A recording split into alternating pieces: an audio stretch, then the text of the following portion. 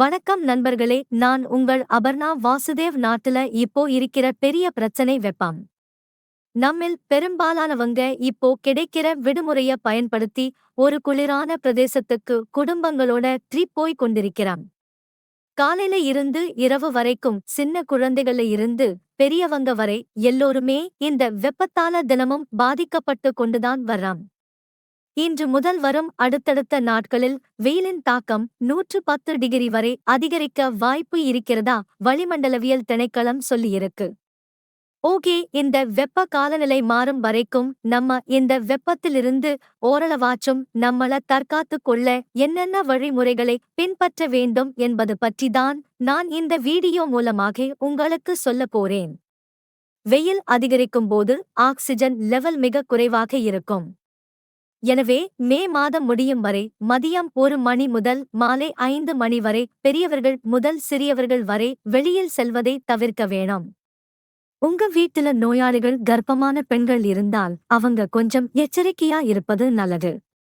Ice கட்டிகள், ice water, carbonate குளிர்பானங்கள் கண்டிப்பாக தவிர்க்கவும். பழச்சாறு அருந்தலாம், அதுவும் ஐஸ் போடாமல் அருந்துவதே சிறந்தது. மற்றும் இளநீர் கிடைச்ச கண்டிப்பா வாங்கிக் குடிங்க. இது எல்லாவற்றையும் விட மிகச் சிறந்தது மோர். பாட்டிலில் எடுத்து செல்லுங்கள். அனைவரும் காலை இருந்தே மோர் மற்றும் நீராகாரங்களை அடிக்கடி உட்கொள்ளுங்கள். காபி, டீ இன்னும் 1 மாதத்திற்கு வேண்டாம். காலையில் சுடுநீரில் இஞ்சி போட்டு சாப்பிட்டு வர பித்தம் தணியும். முதலுதவி போல எலுமிச்சை எப்போதும் வீட்டில் இருக்கட்டும். மாமிச உணவு, அதிக எண்ணெய் மற்றும் காரம் வேண்டாம். வெயிலில் இருந்து வந்தவுடன் சிறிது நேரம் சென்று வியர்வை தணிந்தவுடன் தண்ணீர் அருந்துங்கள். உடனே ஐஸ் வாட்டர் அருந்தினால் உயிருக்கு ஆபத்தை விளைவிக்கும். மூளையில் இருந்து வரும் நரம்புகள் ஒலியின் வேகத்தை விட அதிக ஆற்றலை செலுத்தி என்ன நடக்கிறது என அறிய முயற்சி செய்யும். அந்த வேகத்தை இரத்த நாளங்கள் தாங்க முடியாமல் வெடித்துவிட வாய்ப்புண்டு.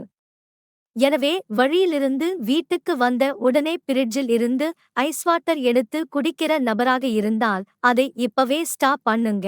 உடனே தண்ணீர் அருந்த வேண்டுமென்றால் சிறிதளவு மிதமான வெந்நீர் அருந்தினால் உடல் சமநிலை அடையும்.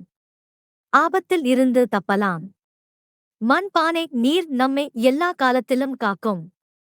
ரொம்பவுமே குளிர்ச்சியா நம்மளோட உடம்ப எப்போதுமே வைத்துக் கொள்ளலாம்.